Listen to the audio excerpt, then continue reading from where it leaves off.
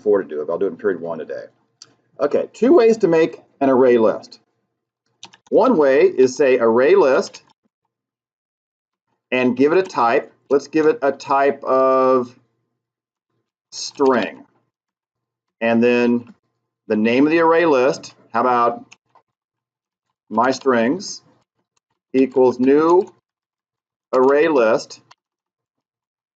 And again, that awful type goes on the right side. Okay, please type that in, get the feel of it. Array list type string in less than greater than symbols. The name is my strings equals new array list string empty parentheses. Okay. I know it looks like a pain in the butt to put that less than string there, greater than, and put it there twice, but in the long run, it precludes us from having to cast. Okay? That's one way to make an array list. Now, the ArrayList class realizes an interface. Okay? Up here on the board, I had the hierarchy for it. There is an interface called list that ArrayList implements. There's this list class, an interface. Okay?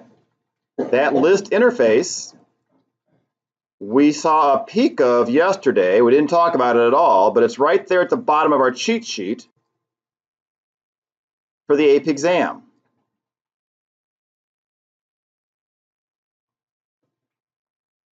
Okay? That's what's in the list interface, interface list. And so those are the methods that the ArrayList class had to implement in order to be written. Right?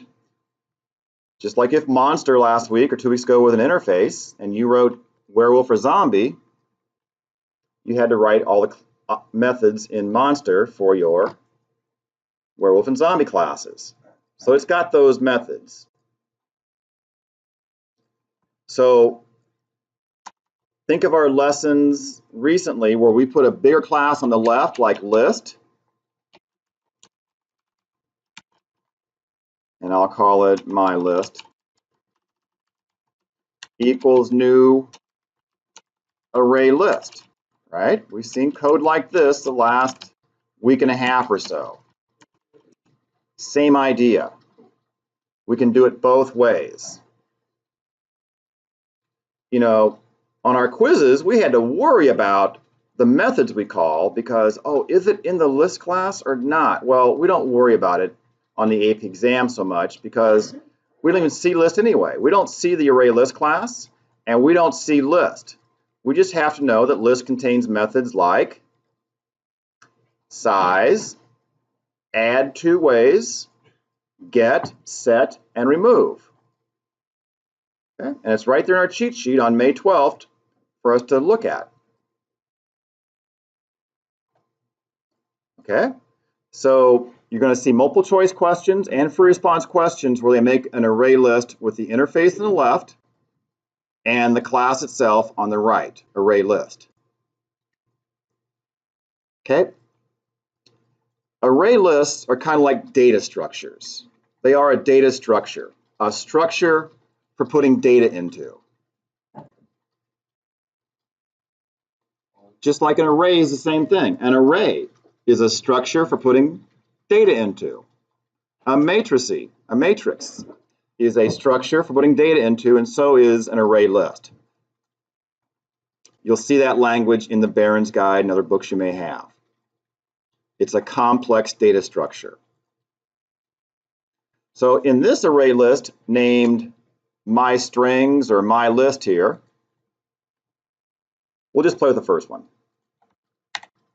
We're going to put some strings into it.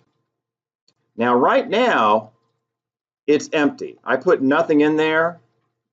And what's cool about this is you don't give it a size. If you read our textbook, page 1 of chapter 42, it says the #1 advantage of array lists over arrays is that you don't need to size them. They shrink and grow dynamically. When nothing's there, it's not going to waste memory. The size is 0. When you put one thing in there, it'll make the size 1 for us. So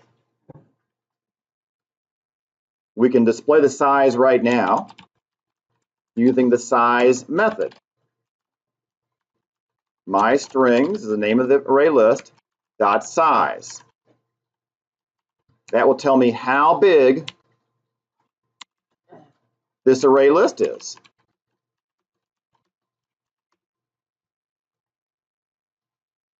And of course, it should be 0. The size right now is 0. We're not wasting any memory. We're not making it be size 10 because maybe we'll put 10 things in there. Let's put a couple things in there. Let's go mystring.add apple,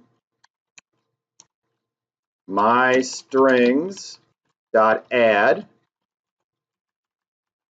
banana.